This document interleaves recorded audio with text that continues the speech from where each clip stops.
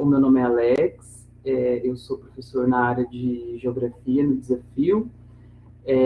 A gente já teve aula algumas vezes, mas como a gente tem feito uma escala de professores bem rotativa, a gente tem tido um certo espaçamento entre uma aula e outra. Então, eu espero que vocês todos estejam bem, espero que estejam conseguindo seguir a vida nesse novo contexto e que estejam conseguindo desenvolver os seus estudos da melhor forma possível agora nessa relação de ensino remoto. É muito gratificante para nós conseguir dar continuidade a esse projeto tão bonito que é o Desafio, né? Então, assim, a qualquer momento vocês podem me interromper, perguntar alguma coisa, trazer algo que vocês não compreenderam, e isso pode ser feito ali pelo chat. Eu estou de olho no chat aqui a todo momento, então não hesitem. É muito importante que todas as dúvidas que vocês tiverem em relação ao conteúdo de geografia que a gente vai trabalhar hoje, vocês resolvam elas e aí a gente pode discutir. Toda dúvida é válida e boa parte do nosso processo de ensino e aprendizado, né, ele parte a partir das dúvidas, né? Então é fundamental que vocês tenham dúvidas. E, enfim, vamos lá. Espero que, se eu estiver indo um pouco rápido também, por favor, me falem, e a gente vai dando continuidade. E aí a dinâmica vai ser a seguinte, gente. Então, a gente vai trabalhar, como vocês podem ter visto, talvez alguns de vocês fizeram, ou talvez não. Há uma semana atrás, começou o primeiro dia do simulado no Desafio, e agora, nesse domingo, foi o último dia. Para contextualizar, então, a parte de geografia do simulado, eu achei fundamental a gente discutir sobre essas questões hoje, visto que estamos cada vez mais perto do fim do ano e, com isso, cada vez mais perto do Enem. E uma das formas de aprender também é praticando todo o conhecimento que a gente desenvolve de forma teórica ao longo do ano. E, para isso, em grande parte, serve o simulado, né? Então, hoje a gente vai trabalhar em cima das questões de geografia que caíram no simulado. Caso vocês não tenham feito, não é problema, porque aí a gente pode construir um raciocínio a partir disso. E também tem a questão de que muitos e muitos assuntos a gente pode tratar a partir dessas questões. Então, às vezes, alguma coisa que alguém não entendeu ou algo assim, a gente pode resolver nessas questões. E, além de tudo, a ideia de que é interessante a gente sempre exercitar todo esse conhecimento que a gente desenvolve em aula. Então, assim, a dinâmica vai ser a seguinte: eu vou ler as questões aqui, vou ler as alternativas, vou tentar dar uma contextualizada e uma enquete. Aí vocês votem nessa enquete com base na alternativa que vocês julgarem correta e vão fazendo as suas anotações. No fim dessa apresentação aqui, a gente tem o gabarito. E aí depois a gente pode conferir o gabarito e aí ver as respostas das questões, e aí também a gente pode tirar alguma dúvida ou, de repente, refazer alguma questão que não tenha ficado bem explícito o conteúdo. Mas, enfim, vamos lá. Então, mais uma vez, só para reforçar, se alguém tiver alguma dúvida, tiver alguma questão, quiser colocar alguma coisa ao longo da aula, não hesitem em colocar ali no chat, a gente conversa sem o menor problema. Então, vamos lá, gente. Então, essas questões são as questões que caíram no simulado do desafio na área de geografia, e aqui a gente tem 7 questões que falam sobre diversos conteúdos que a gente já viu e já teve aulas aqui no desafio nessa questão da área de geografia. E aí, a primeira questão que a gente tem aqui é uma questão sobre os tipos de rocha. A questão caiu no vestibular da Universidade Estadual de Maringá, a UEM, e é por isso que tem aquela sigla UEM ali entre o número 1 e a palavra sobre. Então, vamos lá. O título da questão diz o seguinte: sobre as rochas que compõem a crosta terrestre, assinale a alternativa correta. Então, a questão vai nos dar 5 alternativas, dizendo algumas características sobre a crosta terrestre, e a gente tem que assinalar a que a gente julga correta. E aí a alternativa nos diz o seguinte: as rochas sedimentares formaram-se pelo resfriamento e pela solidificação de minerais da crosta terrestre, isto é, o magma. Então, está dizendo que o tipo de rocha sedimentar se forma a partir do resfriamento do magma que fica no interior da Terra. Vamos lá, essa alternativa A, é isso que a alternativa A está nos dizendo. Aí a alternativa B nos diz o seguinte: as rochas metamórficas formaram-se a partir das transformações sofridas pelas rochas magmáticas e sedimentares quando submetidas ao calor e à pressão do interior da Terra. Então, aqui está nos dizendo como as rochas metamórficas se formam, a partir de transformações sofridas pelas rochas magmáticas e sedimentares que são submetidas a um intenso calor e a uma alta pressão no interior da Terra, elas se transformam em rochas metamórficas. Então, essa é a alternativa B, e a gente pode julgar correto ou não. Lembre que a gente está aqui tentando entender um pouco mais sobre as rochas que compõem a crosta terrestre. Então, está falando de maneira bem ampla. Aí, na alternativa A, ele nos deu algumas características sobre as rochas sedimentares. A alternativa B, ele nos deu a forma como as rochas metamórficas se originam no nosso planeta. E aí a alternativa C diz o seguinte: as rochas magmáticas formaram-se a partir da compactação de sedimentos de outras rochas. Então, está propondo que o tipo de rocha magmática se formou a partir da acumulação de sedimentos de outras rochas. Alternativa D: o arenito e o calcário são exemplos de rochas metamórficas. Alternativa E: o gneiss e o mármore são exemplos de rochas sedimentares. E aí, agora, espero que vocês fiquem à vontade para marcar alguma das opções dessa nossa enquete. E é isso. Vou dar um minutinho aqui.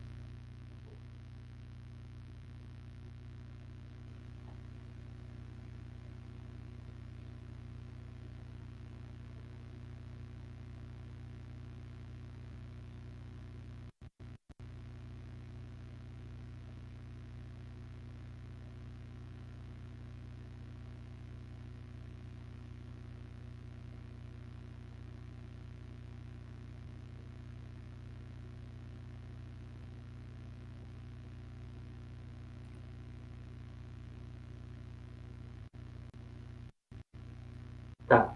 Então é isso. A gente tem que 30% de vocês acreditam que é a alternativa B e outras pessoas estão divididas entre a alternativa A e a alternativa C. Enfim, eu acabei de considerar que eu acho que é mais coerente a gente fazer a explicação sobre a questão no momento. Então vamos lá. Essa questão estava nos pedindo uma caracterização das rochas que compõem a crosta terrestre. E aí, na alternativa A, ela está nos dizendo que as rochas sedimentares formam-se pelo resfriamento e pela solidificação dos materiais da crosta terrestre, isso é, o magma. Nessa questão, as rochas sedimentares, elas não se formam a partir do resfriamento do magma. As rochas que se formam a partir do resfriamento do magma são as rochas magmáticas. As rochas sedimentares, por sua vez, se formam a partir da acumulação de sedimentos de outras rochas. Então, vários sedimentos de rochas, de árvores, de materiais orgânicos ou não, se acumulam e formam uma nova rocha. Então, rochas sedimentares se formam a partir da acumulação de sedimentos e as rochas magmáticas se formam a partir do resfriamento do magma. Então, a alternativa A está incorreta porque as rochas sedimentares não se formam pelo resfriamento do magma. As rochas que se formam pelo resfriamento do magma são as rochas magmáticas. Então, a alternativa A não está correta. E a alternativa B está nos dizendo o seguinte: as rochas metamórficas formaram-se a partir das transformações sofridas pelas rochas magmáticas e sedimentares quando submetidas ao calor e à pressão do interior da Terra. Bom, essa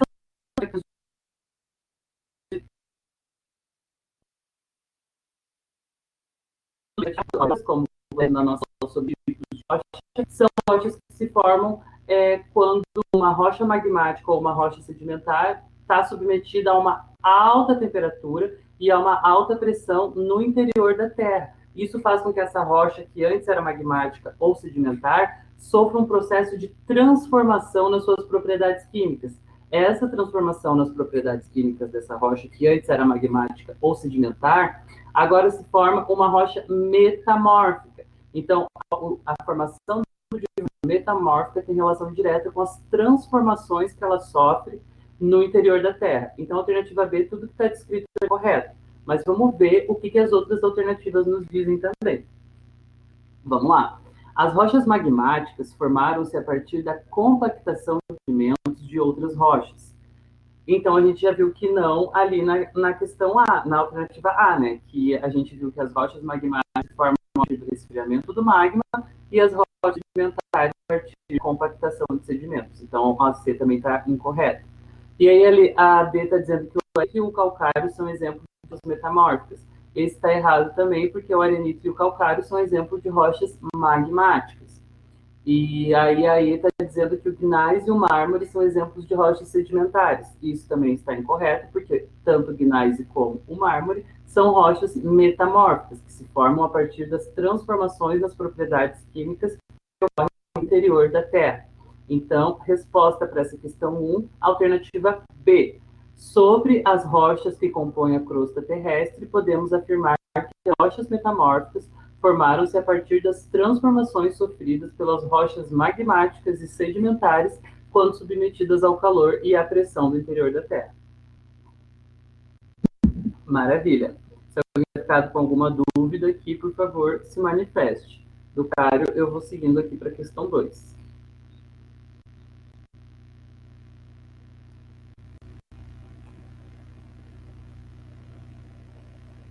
Vamos lá, então, gente. Muitas das questões que caem no Enem, elas exigem interpretação. Então, a gente vai ter muitas questões no Enem. Vocês viram essa questão que a gente fez a primeira? Ela não é uma questão do Enem, é uma questão do vestibular da Universidade Estadual de Maringá, a UEM. Agora, essa questão 2 é uma questão que caiu no Enem. E aí a gente colocou dessa forma no simulado, já para vocês perceberem que as questões do Enem, elas têm uma metodologia de criação muito parecida. Então, vocês vão ver que todas as questões do Enem, se não tiverem um texto, vão ter uma imagem para vocês analisar. Se não tiver uma imagem, vai ter um gráfico, vai ter um mapa, ou vai ter uma tabela. Vai ter algum material para que seja analisado antes de resolver a questão. Então, aqui, a gente tem um pequeno texto que a gente pode analisar e retirar uma série de informações desse texto antes mesmo de ler as nossas alternativas e o que a questão propriamente pede. Então, é muito importante a gente se ater a cada detalhe das questões. Quando vocês estiverem, de fato, lá no dia fazendo a prova do Enem, é essencial que vocês vejam as questões, leiam, reservem um tempo para fazer essa leitura no momento da prova de vocês e, a partir disso, construam uma reflexão com as coisas que vocês já conhecem e aí vejam o que a questão está pedindo. Então, vamos tentar fazer isso aqui nessa questão 2. Então, a questão que caiu no Enem está dizendo o seguinte: a segunda revolução industrial, no final do século XX, no final do século XIX, desculpem, e no início do século XX nos Estados Unidos. Então, olha só, nessa primeira frase, a gente consegue tirar algumas informações. Primeiro que a questão está falando sobre algum reflexo da segunda revolução industrial. Lembre que a gente tem a primeira revolução industrial, a segunda, a terceira. A gente tem alguns estudiosos que dizem que a gente, inclusive, já está vivendo a quarta ou a quinta revolução industrial. E tudo isso a gente também viu durante o nosso desenvolvimento nas aulas de geografia aqui no Desafio. E também está disponível na pasta da geografia no Google Drive para vocês acessarem a qualquer momento. E eu também coloquei o e-mail da geografia ali no chat, que vocês podem entrar em contato solicitando algum material ou não. Mas vamos lá. Então, nessa primeira frase, a gente já consegue saber que a questão vai tratar sobre o período histórico que é a segunda Revolução Industrial, no final do século XIX e no início do século XX, nos Estados Unidos da América. Então, assim, a gente está tratando sobre fatos da segunda Revolução Industrial, no final do século XIX, no início do século XX, nos Estados Unidos. Então, só aí a gente já tem um recorte bem específico. E aí a gente pode pensar, como é que estava nesse início do século XX, né? Os Estados Unidos estavam num processo de industrialização ferrenho, assim, eles queriam se industrializar o máximo que eles podiam para ascender como uma potência mundial no mundo, porque lembrem que os Estados Unidos foi colonizado pela Inglaterra, E durante esse processo de colonização que os Estados Unidos estava passando pela Inglaterra, a Inglaterra estava se industrializando de forma muito potente. Então, no início do século XX, com essa segunda revolução industrial, os Estados Unidos têm a intenção de se industrializar e de crescer economicamente, uma vontade muito forte de fazer. Então, a gente já pode saber que nesse fim do século XIX, no início do século XX, a gente tinha nos Estados Unidos uma vontade, uma necessidade de ascender no plano mundial. Assim. Então, os Estados Unidos queria se afirmar como potência econômica mundial nesse início de século XX, lá por 1900, só para a gente ter um recorte bem definido aqui. Então, tá, isso tudo que eu estou dizendo para vocês diz respeito só à primeira do texto da Lina. E aí o texto segue. Então, a segunda revolução industrial, no final do século XIX e início do século XX, nos Estados Unidos, período em que a eletricidade passou gradativamente a fazer parte do cotidiano das cidades e alimentar os motores fábricas. Então, assim, a gente sabe que nesse início do século XX é um momento em que a eletricidade está se tornando a força motriz da produção nos Estados Unidos. Então, é a partir da eletricidade e, como eles dizem, passou gradativamente a fazer parte do cotidiano das cidades. Então, essa eletricidade passou a fazer parte da vida das pessoas, do cotidiano das cidades, como eles bem colocam ali, com a iluminação pública, com também a utilização de outros equipamentos que necessitam da energia. E aí, nesse momento, por isso que é a segunda revolução industrial, eles param de utilizar um combustível fóssil como o carvão mineral, por exemplo, como motor para alimentar o motor das fábricas. Agora eles passam a utilizar eletricidade. Então percebam que entre o carvão mineral e a eletricidade acaba sendo muito mais viável para um processo de produção, porque eu não preciso ir fazer o processo de extração, ou eu não preciso comprar esse processo de extração de algum outro país, ou de alguma outra cidade, estado, enfim. Eu posso agora desenvolver a minha própria eletricidade, pagar alguém para que desenvolva essa minha eletricidade, que vai ficar retroalimentando essa questão da eletricidade no cotidiano das cidades e das fábricas. Então, aqui, nesse início de século nos Estados Unidos, é um momento em que a eletricidade passou a ser comum em todos os âmbitos da sociedade.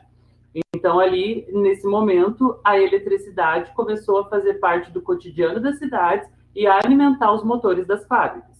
E isso caracterizou-se pela administração científica do trabalho e pela produção em série. Então, nesse momento, nos Estados Unidos, a gente tinha uma alta produção de materiais, assim. E, além de uma alta produção, era uma produção em série, ou seja, uma produção muito rápida. Então, eu tenho a eletricidade que faz com que eu consiga produzir em série. Então, eu consigo produzir muitas coisas, consigo fazer um estoque disso, e com isso vender para vários locais do mundo. Então, os Estados Unidos, nesse início de século XX, a industrialização e os processos econômicos dos Estados Unidos estão muito relacionados com o surgimento da eletricidade e, com isso, com a produção em série, tá? Então, essas informações a gente conseguiu extrair ali desse pequeno que está ali, 4 linhas, de um tema de trabalho da psicologia do trabalho e da sociologia. Então, mais outras muitas informações a gente poderia tirar desse texto no âmbito filosófico da questão, ou talvez no âmbito sociológico da questão, ou inclusive no âmbito gramatical, enfim. O que eu quero dizer para vocês é que de um texto a gente pode tirar distintas informações e reflexões, tá? Então, assim, eu não sei o que é esse negocinho que tá aqui. Enquete, não sei o que tá ali. Enfim, vamos lá. E aí, aqui a gente chega em questão de fato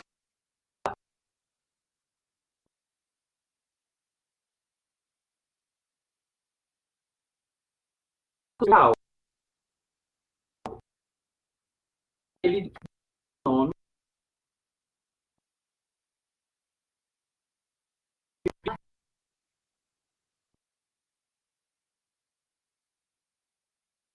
a relação e a principal característica dessas relações Opa, eu acho que agora já parou de travar. Se continuar travando, me avisem. Que aí eu tento ver aqui, desligar a câmera, ele trave menos. Mas agora eu acho que está indo mais tranquilo.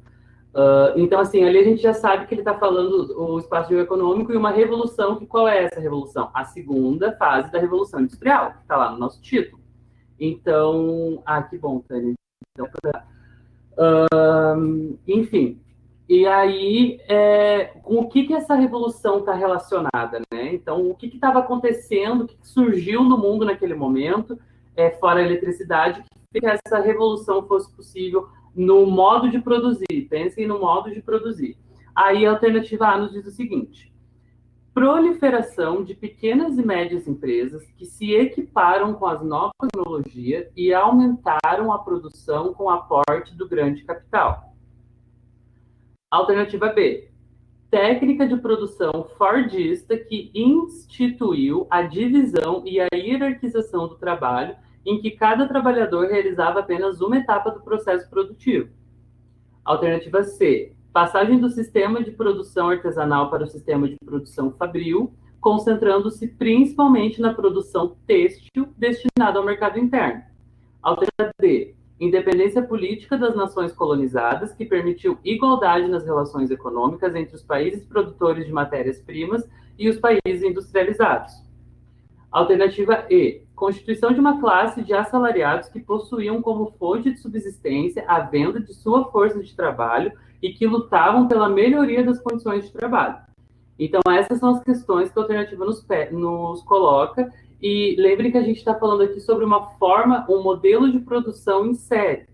Então, com base nisso tudo, a gente viu essas informações que a gente colocou aqui, eu peço para que vocês assinalem alguma questão na nossa enquete.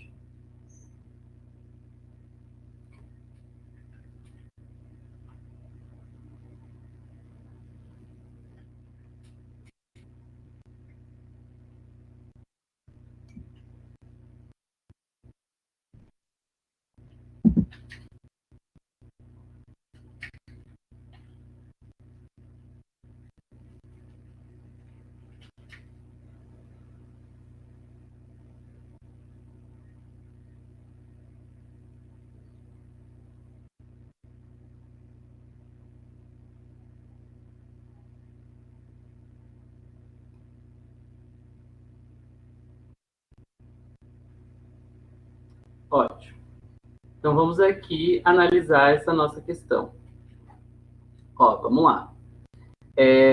Então, deixa eu só abrir o bate-papo aqui para não perder nenhuma mensagem. Então, de acordo com o texto, na primeira metade do século XX, o capitalismo produziu um novo espaço geoeconômico e uma revolução que está relacionada com o quê?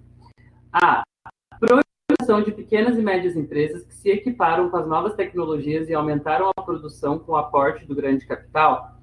Olha, de alguma forma, talvez isso deve ter algum fundo de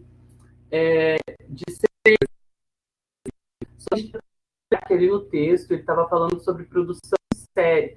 Para uma empresa produzir em série, ela precisa de grande capital. E ela não pode, tendo um grande capital, ela não é caracterizada como uma empresa, assim, como uma grande empresa. Então, mesmo com a proliferação das pequenas e médias empresas nesse momento, essas pequenas e médias empresas não conseguem fazer uma produção em série. O que a gente tem nesse momento é uma proliferação das grandes empresas, das grandes indústrias. Passam a surgir grandes conglomerados industriais e polos industriais nos Estados Unidos que fazem com que essa tecnologia seja disseminada. Então, o que está errado nessa alternativa é ali onde diz que as pequenas e as médias empresas foram responsáveis por esse processo. Porque, na verdade, não. O que foi responsável por esse processo são as grandes empresas. Então, então a gente já elimina a questão A. A alternativa A, desculpem. E aí a gente tem a alternativa B. Técnica de produção fordista que instituiu a divisão e hierarquização do trabalho em que cada trabalhador realizava apenas uma etapa do processo produtivo. Vamos lá. Para eu ter uma produção em série, de acordo com a técnica de produção fordista, ele está colocando ali, ele é necessário que seja uma divisão do trabalho e uma hierarquização. Então, tem pessoas que mandam e pessoas que obedecem. E cada pessoa faz uma parte do processo de produção. Então, uma pessoa vai fazer ali, vamos pensar no processo produtivo de um carro, por exemplo. Uma pessoa vai lá e vai construir a porta, outra pessoa vai construir os motores, outra pessoa vai trabalhar no processo de montagem desse carro, outra pessoa vai trabalhar no processo de design, de criação, de cores, outra pessoa vai trabalhar nos equipamentos, então, tapetes, se o carro tem ar-condicionado ou não, se o carro já vai com rádio de fábrica ou não, essas questões assim. Então, a técnica de produção fordista, ela institui uma divisão no trabalho. Então, eu preciso de muitas pessoas. E eu tendo uma divisão no trabalho e muitas pessoas trabalhando, eu consigo ter uma produção em série. Então, é a técnica fordista que propõe essa produção em série. E no início do século XX, final do século XIX, essa técnica de produção, essa forma de produzir, de acordo com o que foi por Henry Ford e por isso fordista, ela nos traz uma forma de produção em série. E isso estava muito em grande ascensão no início do século XX. Então, essa alternativa tem grandes chances de ser a alternativa correta. Mas vamos ler as outras questões para a gente não eliminar sem antes ler, né? É muito importante que a gente leia toda a questão, mesmo que a gente já tenha certeza de qual é a resposta. E aí, a alternativa nos diz o seguinte: passagem do sistema de produção artesanal para o sistema de produção fabril, concentrando-se principalmente na produção têxtil destinada ao mercado interno. Então, isso a gente já viu, né? Porque os Estados Unidos não estão interessado nessa produção para o mercado interno. Ele estava interessado em produzir em série e, com isso, produzir muito para conseguir vender para o maior número de países que ele conseguisse para aumentar as suas teias de relações econômicas, entendem? Então, os Estados Unidos não estavam interessados em fomentar o mercado interno, e sim de produzir para o mercado externo para conseguir ganhar ainda mais dinheiro e se afirmar como uma potência econômica mundial. Então, essa alternativa C está incorreta, porque eles estavam mais preocupados com a questão do mercado externo e não com o mercado interno. E também tem a questão da produção têxtil ali, que a produção têxtil, nesse momento, não estava sendo muito desenvolvida nos Estados Unidos, era mais uma produção no sentido de bens, objetos físicos, e não propriamente a produção de tecido, assim. Mas, então, por esses motivos que a alternativa é correta. E aí, a alternativa D, independência política das nações colonizadas, que permitiu igualdade nas relações econômicas entre os países produtores de matéria-prima e os países industrializados. Essa aqui está completamente incorreta, porque a gente sabe que mesmo que haja uma independência política das relações das nações colonizadas e das nações colonizadoras, a gente sabe que nunca existiu uma igualdade nas relações econômicas. A gente sabe que constantemente os países da Europa tentam se sobrepor aos países da América do Sul e América Latina. A gente sabe que constantemente os Estados Unidos, por exemplo, tentam se sobrepor a outros países por ser uma potência econômica mundial muito forte. Então, essa também está incorreta. E aí, a alternativa E, constituição de uma classe de assalariados que possuíam como fonte de subsistência a venda de sua força de trabalho e que lutavam pela melhoria das condições de trabalho. Isso aqui ele está remontando a uma técnica de produção mais feudal, em que a pessoa vive feudo do senhor feudal, isso nos anos no passado, né? E aí ela vende a sua força de trabalho em troca de um espaço para viver, um espaço para se desenvolver, e aí ele está dizendo que vendiam o trabalho e lutavam para melhoria nas condições de trabalho. Isso realmente aconteceu, mas não no final do século XIX, no início do século XX, como é o período histórico que a gente está tratando nessa questão. Então, essa está incorreta, porque ela está falando sobre um outro momento da produção, e não nesse momento da produção na perspectiva de Ford, a produção fordista, né? Então, para a questão 2, a alternativa correta é a alternativa B, que fala que a técnica de produção fordista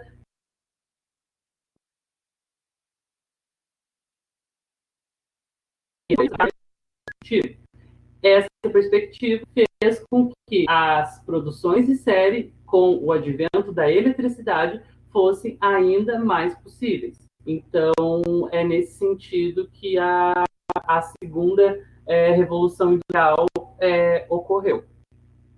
Tá bem? Então, resposta para a questão 2 do nosso simulado alternativa B.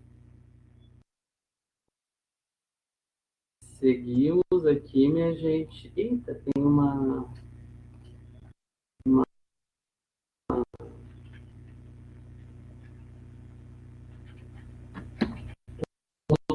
aqui. Eu não sei como é que eu vou fazer para tirar isso. O troço deu uma travada ali. Resolveu. Bom, vamos tentar aqui da forma como a gente conseguir. Ah, que ótimo! O troço não sai. Não sei se eu consigo tirar.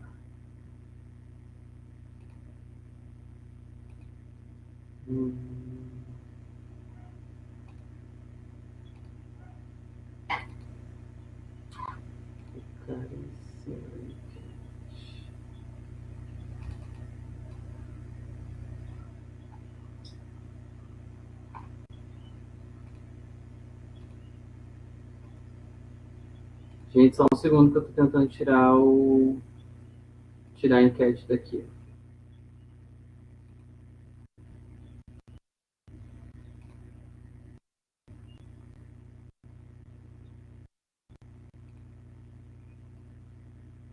Ah, maravilha. O troço realmente não tá querendo sair. Vamos ver se ele vai ficar aqui ou se ele... Ah, eu acho que está saindo. Não. 3. Vamos então, gente. Questão 3. Ah, o negócio realmente vai ficar ali. De repente a gente pulou para a questão 4. Acho que ele vai sair daí.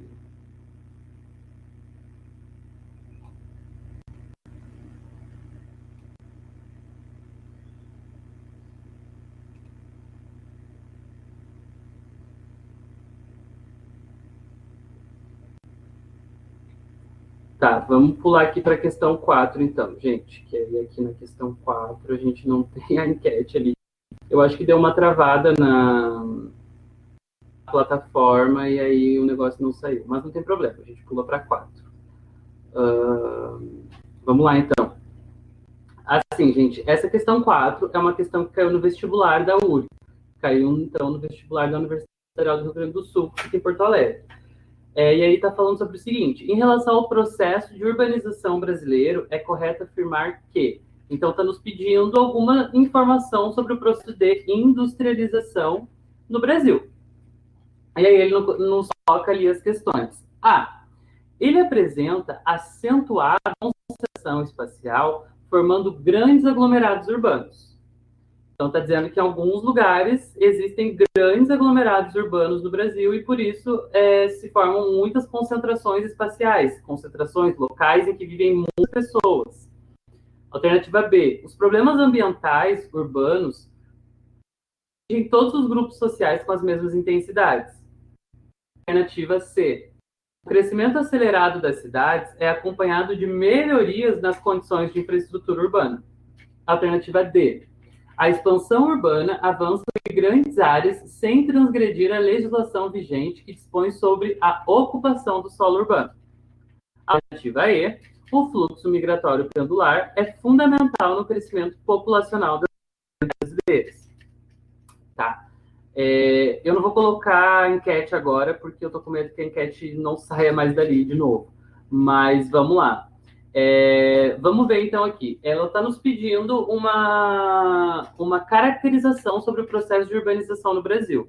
E aí, na alternativa A, nos diz o seguinte: ele apresenta acentuada concentração espacial, formando grandes aglomerados urbanos. Essa alternativa tem muito potencial de estar correta pelo seguinte motivo: a gente vê que no Brasil existem alguns lugares em que tem muitas pessoas vivendo, como na cidade de Pelotas, por exemplo, que vive mais de 230 mil pessoas. Em contrapartida a isso, a gente tem locais em que não vivem quase nenhuma pessoa. A gente, de toda a população brasileira, apenas 4% da população brasileira vive na região norte do país, lá onde fica a Amazônia. Então, a gente tem muitas pessoas vivendo na região sudeste, por exemplo, isso faz com que haja uma concentração espacial com grandes aglomerados urbanos, e a gente tem muitas regiões não sendo ocupadas na região norte, como é o caso da floresta amazônica, que a gente vê que vem cada vez mais sendo queimada, mas enfim, a gente tem menos pessoas vivendo em alguns lugares e muito mais pessoas vivendo em outros. E isso é um fato do processo de urbanização do Brasil. Então, a alternativa A tem grandes chances de estar correta, mas vamos ver as alternativas que seguem, e aí a gente vai eliminando com base no que a gente conseguir refletir aqui. Aí vamos lá, a alternativa B diz o seguinte: os problemas ambientais urbanos atingem todos os grupos sociais com as mesmas intensidades. Isso não é verdade, e não é verdade de uma forma muito perceptível, que é pelo seguinte motivo. Quando tem uma enchente, por exemplo, quem vocês acham que são as pessoas mais afetadas? As pessoas que vivem num bairro pobre da cidade? Ou as pessoas... Vamos pensar, quando tem uma enchente na cidade de Pelotas, por exemplo, as pessoas que são mais atingidas são as pessoas que vivem ali no bairro Simões Lopes, ou são as pessoas que vivem lá no Altos do Laranjal? Eu, com base nas minhas experiências de vida, acredito que são as pessoas que vivem no sul, porque a gente, pessoas ricas, conseguem acessar os serviços de uma forma muito mais eficiente. Então, não é verdade que as questões ambientais causadas pela urbanização atingem todos os grupos sociais da mesma forma. Isso não é verdade, porque problemas que ocorrem a partir da urbanização, por exemplo, enchentes. Enchente ocorre muito por quê? Porque interrompe o curso do rio, constrói asfalto, constrói uma cidade, só que ali antes era o rio. Então, o instinto da natureza é encher aquele local de água, como é o caso da região do Pop Center e do Guanabara, ali no centro de Pelotas, que sempre alaga, dá uma breve chuva e já alaga. Mas por quê? Porque aquilo ali antes era tudo Arroio Pelotas e foi interrompido. Então, essa interrupção no rio faz com que sempre que chova, aquilo ali enche tudo de água. E não tem muito o que ser feito do ponto de vista urbano e hidráulico na questão, porque é a natureza agindo sobre a própria natureza. É óbvio que existem muitos planos que podem ser desenvolvidos para atuar na prevenção disso tudo, mas é que o que não deveria ter sido feito é construído a cidade em cima do rio, né? Porque se o rio estava ali, e construísse a cidade em outro lugar. Mas, enfim, eu também não estava lá para dizer isso para as pessoas e provavelmente também as pessoas não queriam saber disso quando estavam construindo a cidade. Mas, enfim, então é fato, os problemas ambientais urbanos não atingem as pessoas da mesma forma de diferentes classes sociais. As pessoas pobres sempre são mais impactadas que as pessoas ricas. E isso não só nos problemas ambientais, né? Mas na vida de modo geral. Alternativa C. O crescimento acelerado das cidades é acompanhado de melhorias nas condições da infraestrutura urbana. Isso também não é correto, porque, por exemplo, assim, vou dar um exemplo para vocês bem rápido. A cidade de Pelotas é uma cidade que cresce cada vez mais, que cresce no ponto de vista econômico, no ponto de vista educacional. Então, a gente tem grandes universidades, a gente tem excelentes escolas, a gente tem indústrias, a gente tem aqui um porto, sabe? É uma cidade com muito potencial. Então, é uma cidade bem desenvolvida do ponto de vista urbano, mesmo que a gente ainda seja apegado a umas questões estéticas urbanas que remontam o século XIX e o século XX. Mas aí isso é uma discussão mais arquitetônica que a gente também não precisa ter aqui na nossa reflexão sobre essa questão. Então, mesmo que as cidades cresçam, às vezes não há uma melhoria na questão urbana. Por exemplo, assim, aqui perto de onde eu moro, por exemplo, tem uma ciclovia que cada vez mais eles ampliam a ciclovia e com isso amplia o local onde as pessoas podem ir de bicicleta e andando com segurança. Só que sempre que chove, as calçadas ficam alagadas, entendeu? Então, assim, a gente tem um aumento, uma melhoria na infraestrutura urbana, mas não é em todos os sentidos, é em alguns sentidos só. Porque de outro ponto de vista, em outra perspectiva, quando chove, as calçadas ficam intransitáveis, a gente tem que andar pelo meio da rua, sabe? Então, não é verdade que o crescimento acelerado das cidades é acompanhado de melhorias nas condições da infraestrutura urbana. Então, essa questão, a alternativa C, a gente pode riscar assim como a alternativa B. Vejamos a alternativa D. A expansão urbana avança sobre grandes áreas sem transgredir a legislação vigente que dispõe sobre a ocupação do solo urbano. Então, todo o solo, toda a cidade tem uma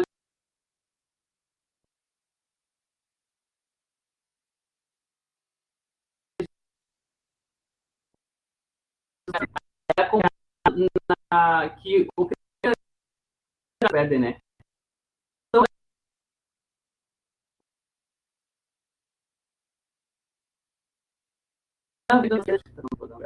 Tá, voltou.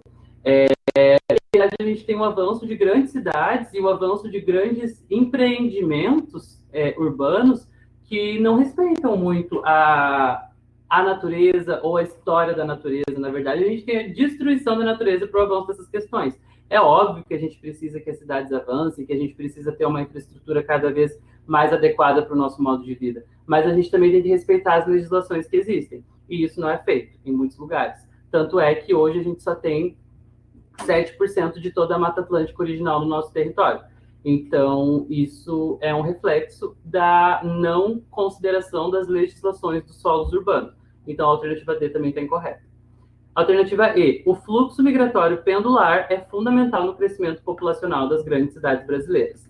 Vamos lá. Primeiro que a questão não está falando sobre o crescimento populacional, e sim sobre a caracterização do espaço urbano da cidade. Fluxo migratório pendular, migração pendular, diz respeito às pessoas que vão de uma cidade a outra todos os dias para desenvolver alguma atividade, seja para fazer faculdade, seja para estudo. Eu moro no Capão do Leão e eu todos os dias vou até Pelotas para trabalhar. No fim do dia, eu retorno até o Capão do Leão para minha casa. Então, assim, isso é uma migração pendular. Eu vou, mas eu volto, entendeu? E isso não acaba não interferindo no crescimento da população, porque as pessoas vão para outras cidades, mas elas voltam para suas cidades depois. É isso que caracteriza uma migração pendular. Então, essa alternativa aí também está incorreta. Resposta para a questão 4 do nosso simulado. Em relação ao processo de urbanização brasileiro, então é correto afirmar que ele apresenta acentuada concentração espacial, formando grandes aglomerados urbanos. Então, resposta para questão 4, alternativa A. Tá ótimo? Espero que tenha ficado entendível.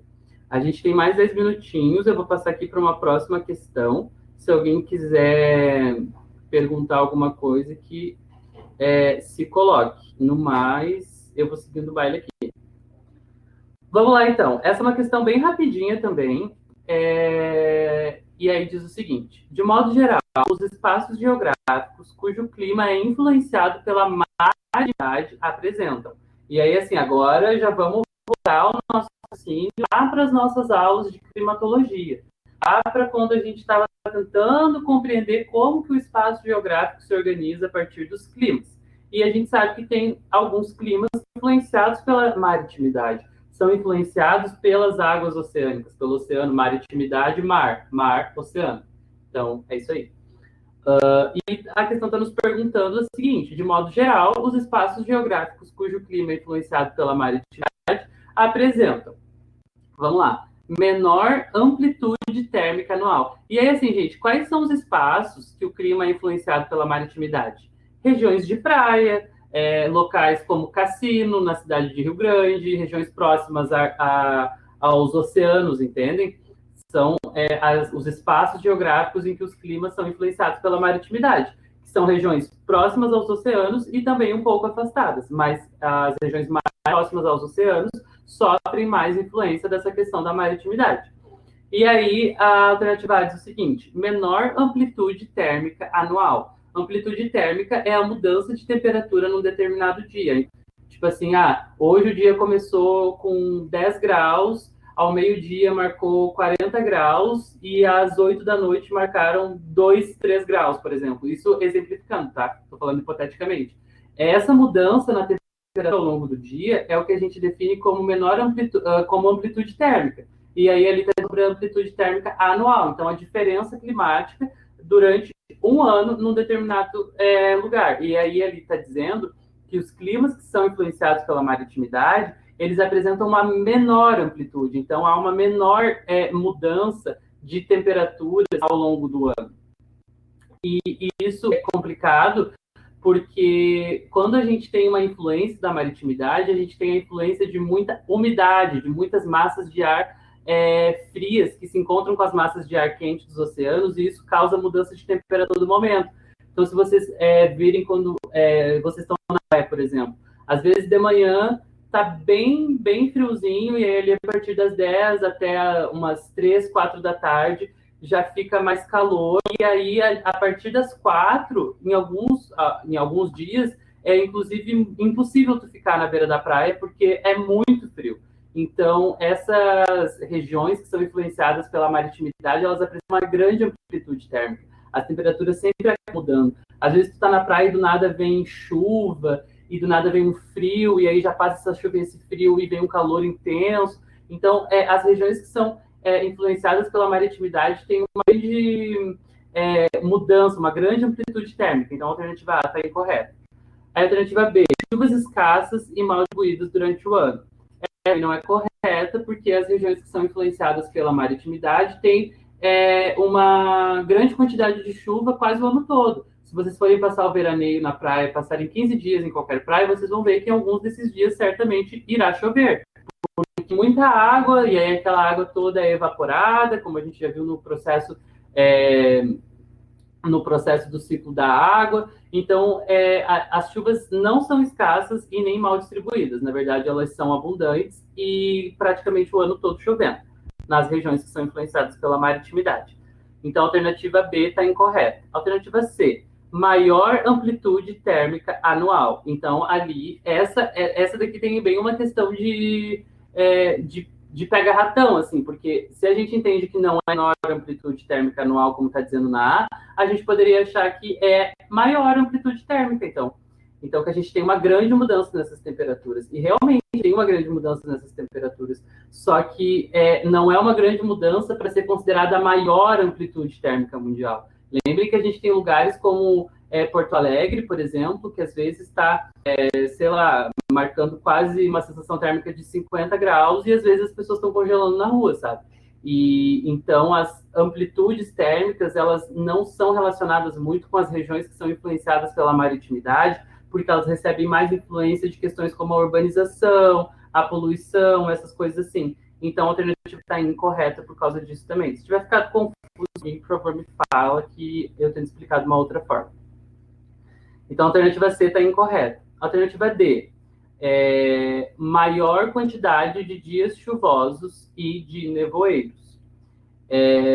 Então, realmente existe uma grande quantidade de dias chuvosos, só que como tem muito vento, né, nas regiões que são muito influenciadas pela maritimidade, acaba que não se formam muitos nevoeiros, assim. Então, a gente tem uma grande quantidade, uma menor quantidade de chuvas, de fato, porque muitas vezes toda chuva é carregada no oceano. Então, assim, realmente, nas praias chove muito, mas chove bem menos do que poderia, porque muitas vezes chove nos oceanos e não no continente. Então, a gente não. Então, por isso que a gente considera que tem uma menor quantidade de dias chuvosos, porque a gente não acaba não sentindo essa chuva. Então, essa está incorreta também pela questão do nevoeiro, né? Como eu expliquei aqui para vocês, que tem muitos ventos, então os nevoeiros não se formam muito. E aí a alternativa é chuvas escassas e concentradas no inverno. Essa questão poderia nos gerar várias dúvidas, assim, sabe? Então, a resposta para essa questão é a alternativa E, porque nas regiões que são influenciadas pela maritimidade, a gente tem uma questão de chuvas escassas, e eu digo escassas, eu não quero dizer que não chove, tá? Chuvas, elas, tipo, chove, outro dia não chove, chove um dia e elas não são guidas. Por exemplo, aqui, por exemplo, no Pelotas, a gente tem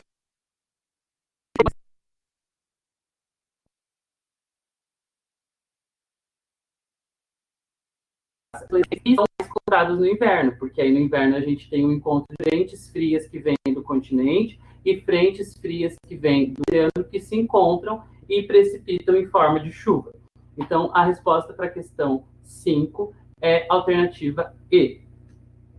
E aí, alguém vai ficar, às vezes, alguma explicação para mim, uma pessoa não.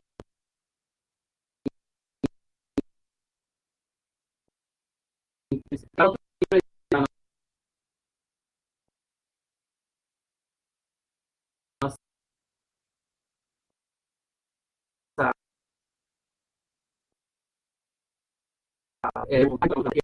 De questões específicas da geografia que caíram no simulado do desafio estarão no nosso Google Drive, para que vocês tenham acesso quando quiserem fazer, enfim. E no mais era isso. Eu vou colocar aqui. Eu acho que o gabarito está na outra página. Vou deixar aqui o gabarito para vocês. É isso. Então, por hoje é isso, gente. Muito obrigado pela aula, muito obrigado pela presença. Espero que vocês tenham aprendido alguma coisa. Com certeza aprendi muito nessa aula. E agradeço mais uma vez vocês pela presença nas aulas. As nossas aulas só são possíveis pela presença de vocês. E do mais, se vocês tiverem alguma consideração, quiserem falar alguma coisa, dar alguma sugestão para o desenvolvimento das nossas aulas, falar alguma coisa no privado, vocês podem entrar em contato no nosso e-mail, podem entrar em contato no grupo de monitoria do desafio. E no mais é isso.